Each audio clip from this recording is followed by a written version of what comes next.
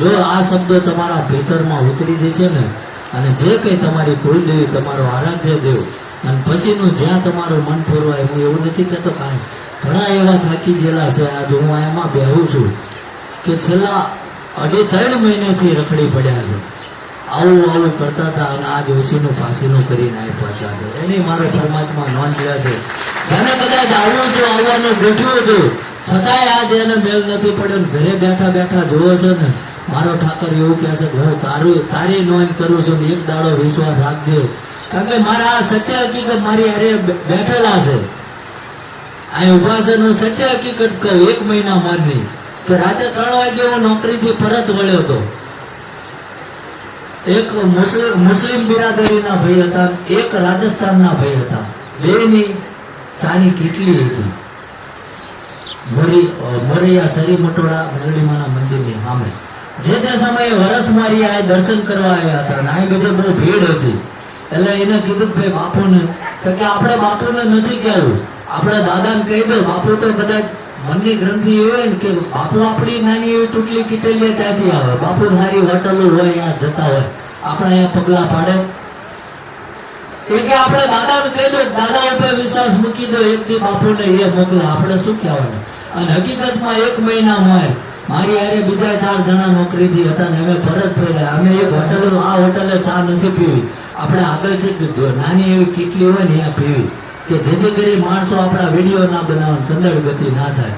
અને એ કીટલીએ હું ચા પીવા ગયો, જે પેલો ભાઈ અંદર હોતો તો એને જગાડ્યો, કીધું તું મેં એક વરામાં કે આજ નહીં તો કાલ બાપુનો આપણા ઉમરે આવો પ્રસંગ જો બાપુ. એટલે એ તમારા આસ્થાનું હું તો તે બધા એવું ન પાકી પણ તમારી આસ્થા સાચી હશે ને તો મારો ઠાકર રાતે 3 વાગે તમારા ઉમરે મને મોકલશે. આ એક નાનો એવો પ્રસંગ કીધો, અને એડ્રેસ જોતો હોય તો હું આપી દઈશ. કોઈ બનાવેલી વાર્તાઓ હું નથી રજૂઆત કરતો. એટલે જો તમારું આસ્થા હશે ને તો મારો ઠાકર એ કહેશે ગમે એ રૂપ ધરીને હું તમારા ઘરે આવીશ. બસ તમારું મન હળવું કરજો. જે પાપના બચકા લઈને જગતમાં ફરો છો ને એ મૂકી દો. એટલે ઠાકરને ક્યાંય ગોતવા જવું નથી, આપણી અંદર જ બેઠો છે, બધી સૂચના તમને આપવામાં છે. સમજાય? એટલે હવે જે કઈ સૂચના આપે એને અનુસરવાનું છે. વ્યસન વાળા માટે ભાષા રપશે, પણ કંઈક ને કંઈક સ્વાર્થ તો છે ને અહીંયા કે ભાઈ દાદાના દર્શન કરીએ તો કંઈક અમારું સારું થાય. છેલ્લે કઈ ના હોય તો ભક્તિ હુજે, અમારો મોક્ષ થાય. આ સ્વાર્થ તો છે ને. તો પરમાત્મા તમને ભીતરથી જાણે છે. જેને તમને બનાવ્યો ને એને પૂરેપૂરી ખબર છે કે તમે કેટલા કુંડાળામાં છો. માણસ બનાવી દઈએ, પરમાત્મા બનાવી શકાય આપણે. એટલે જે કંઈ આપણે આજ આવ્યા છો તો મનમાં સંકલ્પ કરીને જજો કે કાલ લગીને આપણને સમજણ નથી. જે વ્યાધિમાં દોડ્યા, જે લોકોનું અહિત કર્યું, જે લોકોની નિંદા કરી કે કંઈક સારા કામ થતા હતા એમાં અડચણ બનવા ગયા, પણ જો મારા શબ્દો તમને આત્મા કબૂલ કરતો હોય તો જ. બાકી તમને જો પરમાત્મા ના બદલી શકતો હોય હું બદલવાનું, નક્કી તમારે કરવાનું છે. પણ કાલથી એવા સારું જીવન જીવવું છે, કોઈને નડવું નથી. ભગવાન જે કંઈ નોકરી ધંધો વ્યવસાય આપે એ કરવું છે. અને હાંજ પડે ઘરે આવ્યા પછી જો 5 સમરણ આના કરશો ને, તમારી ગુરુદેવીને યાદ કરજો, પછી દાદાના 5 નામ લેજો. જો 25મા દાડે મારો ઠાકર પાંજોથી આવીને વાત પૂરી ના કરે તો મારે આ પંથક નીકળી જવાનું. કારણ કે એમ કઈ આપણે આજકાલ સમજો ગમે લેવલ ઉપર કોઈને ચૂંટણીમાં કે કોઈને મળીને ચૂંટીને આપણે પદવી ઉપર બેહાડ્યા હોય ને તો એના મળવા જવા હાટું આપણે રાહ જોવી પડે. તમે જોજો તો આ તો અખિલ બ્રહ્માંડનો નાથ છે. ડાયરેક્ટ મળી જાય, ડાયરેક્ટ મળે.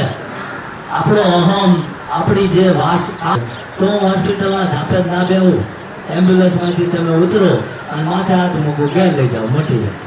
ના થાય. જે થતું હોય એ જ થાય. કે કદાચ તમારા ઉપર કોઈ વશીકરણ કે કોઈ ખોટી વસ્તુ જગત કહે છે, હું નથી કહેતો.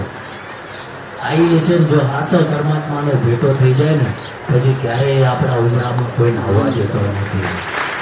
હું તો બધાને કહું છું જે આવડતું હોય મારી ઉપર નાખી દો. કાલ મરી જતો હોય હાલ મરી જાઉં, મને કઈ ફેર ન પડે.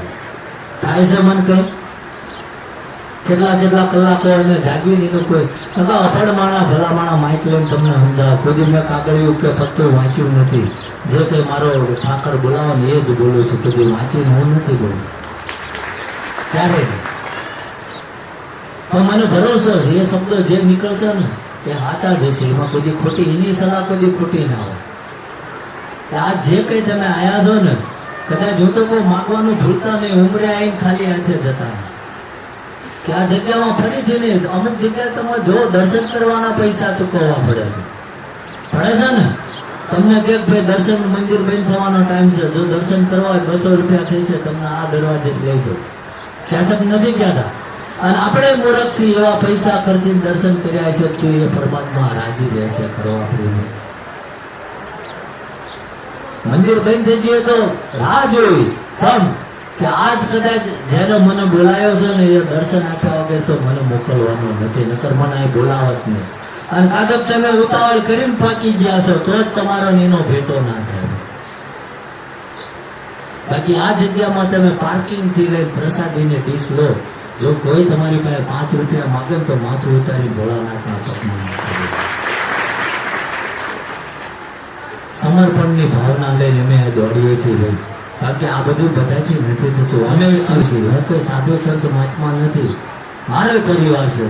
પણ લેજો વારે કદાચ ઠાકરે ધર્મની જોડી ખંભે ભરી છે ને એક જ વિચાર્યું છે કદાચ લોકોના હિત માટે મારો પરિવાર હોમી જમવાનો થાય ને તો એ હોમી જવાનો. બાકી જે હું જે સત્કાર્યો તું મારી પાસે કરાવો છો ને એમાંથી પાછું પડવાનું હોવું નથી. કોઈ દાડો મેં મારા પરિવારનું ધ્યાન ન રાખ્યું. અને અમુક જગ્યાએ અડચણ બને કારણ કે આ જે છે બધું જાહેરમાં જ બોલું. ઓનલાઈનની દુનિયા છે. કારણ કે મને આનામાં એટલો જીવ ફરવાઈ ગયો છે કે હું ઘરે નથી જતો. ઘણી વાર ગામમાં મારું ઘરે છે, મારા માજી છે. આજ માજીને એવું થયું ભાઈ મહિનેથી જોયો નથી, લાવ્યો હું જોઉં. અહીં આવ્યા હતા સ્વયંસેવક કે એમને ઉભા રાખ્યા. મેં કીધું ભાઈ મારા બા છે આવવા દે થાય. એ એની ફરજ બતાવતા. મેં ખખડાયા નથી તમે ઓળખો છો એમ કોણ છે? મારી માં છે ના કહેવાય. કેમ કે એને જે સૂચના આપી એ અનુસરે. એને ખ્યાલ નહોતો અને બધા માટે નિયમો મૂર્ખા જ લાવે. પણ મેં કીધું ને કે ધીમે ધીમે હું કંઈ મા બાપને નથી માનતો, મારા પરિવારની નથી જરૂર એવું નથી. પણ જે જરૂર જાજી છે ને મને આ એમ કહે છે કે લોકોને તારા પરિવાર કરતાં લોકોને જાજી જરૂર છે. તો એમાં ધ્યાન આપજે. તારો પરિવાર હું સાચવી ગયો સાચો છે કોઈ દાડો. અને આ જે કંઈ હું ઊભો છું તો એની દયાથી જ છું. બાકી લુગડાના મેચ નહોતા મને ખબર છે. તો કોઈના બૂસ મારીને, કોઈના ગાળિયા મારીને, કોઈના ઘરે પધરામણી કરીને, કોઈના દાડા જોઈને કદી આઠાનો મેં નથી લીધો. ભગવાનને એવું જ કહું છું કે જેવું ત્યાં લગીને સેવા કરાવજે. અને આ કાંડામાં એટલું જોર આપજે કે 2 ટાઈમનો રોટલો હું હાથે રળી શકું. મારે અહીં આવવાવાળાનું નથી થાય. આજે બોલું છું એ સનાતન સત્ય છે. હવે નકર ગામવાળા આજુબાજુમાં ઉભા એ ના કે બાપુ માપ મારે જો વધુ બોલો છે. કર્યું જ નથી, ખોટું કરવું નથી. અને રહેવું છોડું જાજા વૈતરા હું કામ કરવાનું?